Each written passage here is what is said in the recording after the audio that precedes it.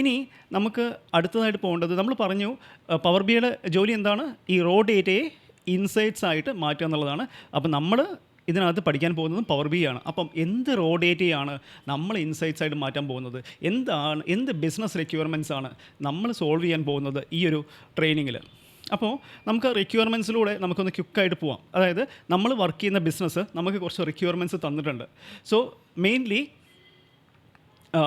Finance related ആണ്. Okay, so നമ്മുടെ domain finance ആയതുകൊണ്ട് ഈ റിക്വയർമെൻറ്റ്സ് എല്ലാം ഫിനാൻസ് റിലേറ്റഡ് ആയിരിക്കും. So let's go through that. അപ്പോൾ നമുക്ക് പ്രധാനമായിട്ടും നമ്മുടെ ഒരു റിക്വയർമെൻറ്റ്സ് എന്ന് പറയുന്നത് റവന്യൂ അനാലിസിസിൻ്റെ റിക്വയർമെൻറ്റ്സ് ഉണ്ട്. ഞാനൊന്ന് ഹൈ ലെവലിൽ ഫസ്റ്റ് കാണിച്ചു തരാം. റവന്യൂ അനാലിസിസിൻ്റെ റിക്വയർമെൻറ്റ്സ് ഉണ്ട്. റവന്യൂ അനാലിസിസ് 2024 അഡീഷണലി 2024 മാത്രം കുറച്ച് അനാലിസിസിൻ്റെ റിക്വയർമെൻറ്റ്സ് ഉണ്ട്. എക്സ്പെൻസ് അനാലിസിസിൻ്റെ റിക്വയർമെൻറ്റ്സ് ഉണ്ട്. PNL അതായത് profit and loss account year to year അനാലിസിസിൻ്റെ കുറച്ച് റിക്വയർമെൻറ്റ്സ് ഉണ്ട്. Profit and loss account budget versus actual requirements ഉണ്ട്. അത് കൂടാതെ 2025 ഫോർകാസ്റ്റ് ബിൽഡ് ചെയ്യണം based on some of these assumptions. അപ്പോൾ ഇതൊക്കെയാണ് നമ്മൾ ഇതിനകത്ത് സോൾവ് ചെയ്യാൻ പോകുന്നത്. ഇനി നമുക്കൊന്ന് ഡീറ്റെയിൽഡായിട്ട് നോക്കാം.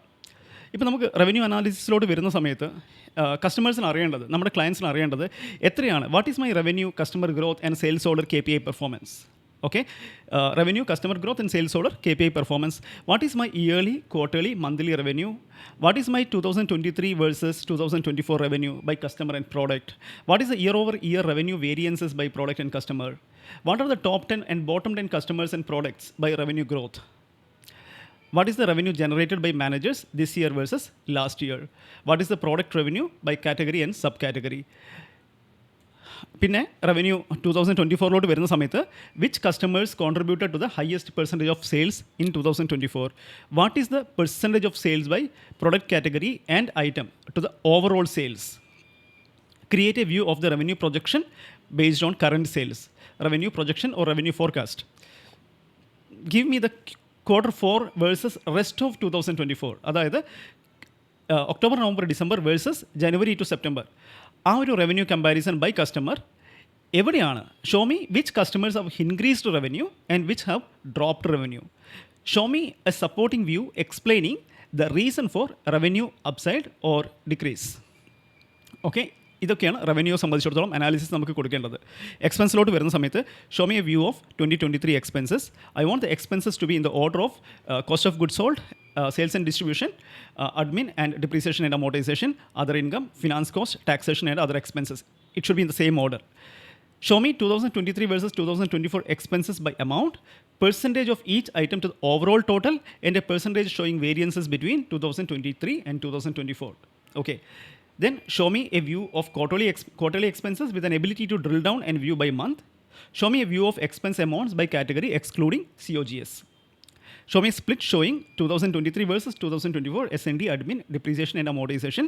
Show me expenses showing an year-over-year increase, include only top 10. Okay, ഇതൊക്കെയാണ് നമുക്ക് എക്സ്പെൻസസിൽ നമുക്ക് സോൾവ് ചെയ്യേണ്ട requirements. Coming to PNL, build a PNL report showing 2024 versus 2024 figures using a custom template. Okay, പിന്നെ I want to see the 2023 percentage of expenses to the total sales versus 2024. അതായത് 2024 percentage എത്രയാണ് 2023 സെയിൽസിൻ്റെ, അതുപോലെ 2024 expenses percentage എത്രയാണ് 2024 സെയിൽസിൻ്റെ. Then include a variance column showing 2023 percentage versus 2024 percentage. Show me KPIs for EBITDA, EBIT, PBT and PAT changes.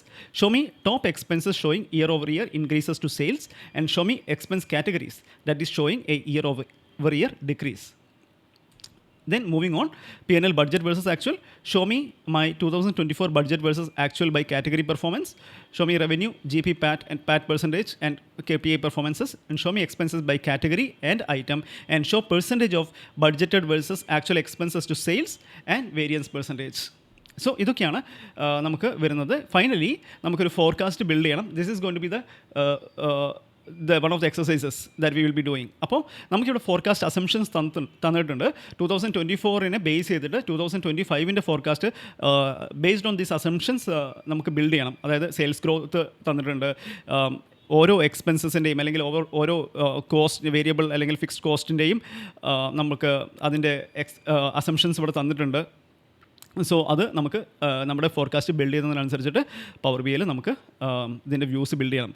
So എങ്ങനെയാണ് നമ്മുടെ ഇതൊരു build ചെയ്ത് കഴിഞ്ഞാൽ നമ്മുടെ ഈ ഒരു റിക്വയർമെൻറ്റ്സ് വെച്ചിട്ട് നമ്മളിത് ബിൽഡ് ചെയ്ത് കഴിഞ്ഞ് കഴിഞ്ഞാൽ നമുക്ക് നമ്മൾ ഇതുപോലെ റവന്യൂ അനാലിസിസ്, പിന്നെ എന്താ പറയുക, റവന്യൂ 2024 അനാലിസിസ്, പിന്നെ എക്സ്പെൻസ് അനാലിസിസ്, P&L അനാലിസിസ്, ഇതുപോലെ P&L വേരിയൻസ് അനാലിസിസ്, ഇതുപോലെ നമ്മൾ കുറച്ച് അഡ്വാൻസ്ഡ് ലെവലിൽ തന്നെ റിപ്പോർട്ട്സ് ബിൽഡ് ചെയ്യും.